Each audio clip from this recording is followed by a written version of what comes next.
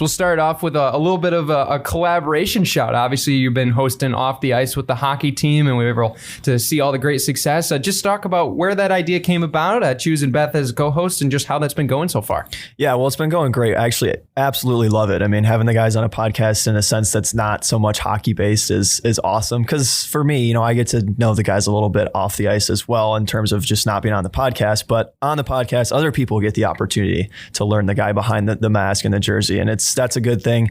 Where the idea came from was pretty much inspired by your guys' show from when you were in college. Shameless plug there for you guys. But no, it was just something that when I was going through the hiring process, it was an idea that I had, and I brought it up and they liked it, and we kind of took it and ran with it. But it was inspired by you guys having a show and wanted to continue that. And then choosing Beth was a pretty obvious choice. She does so much stuff with social media, and she's been behind the mic before, so wanted to throw her on there and do the co-host. And she's an intern for the hockey team as well, and it's been going really good. We have a great time every week. We've got an episode coming out. We're taking a week off for the Christmas break next week. I don't know what you guys' plan is with that, but we won't have an episode next week. Have a little bit of time off, and we'll get right back to it for the second semester. Absolutely awesome stuff. And obviously, you're the voice of Bulldog hockey. You took over Harrison Watt's reign.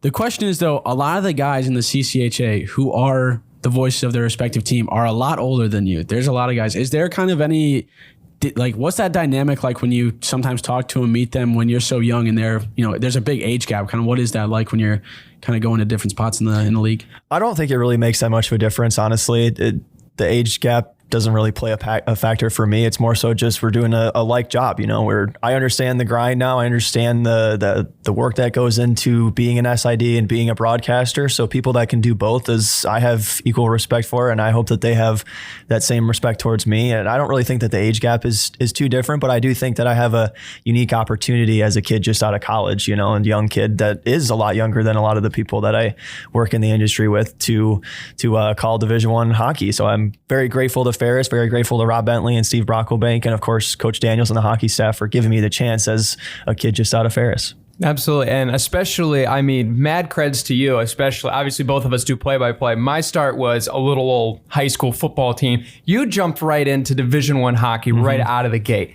That is something that not a lot of people get to do. How did you prepare for that? And especially now you're still learning on the fly, only half season in. Yeah, well, still learning on the fly is absolutely the right phrase, because I was just kind of thrown into it. But that's part of the challenge, right? That was part of something that I looked forward to. And basically, as soon as I got the job, I knew that I was going to start preparing. So I would go back and watch replays of old games and just call over it. Now, obviously I wasn't on a mic or anything, just sitting on my couch in my living room watching old hockey games, but it was that practice and that repetition that made me feel comfortable going into the first game.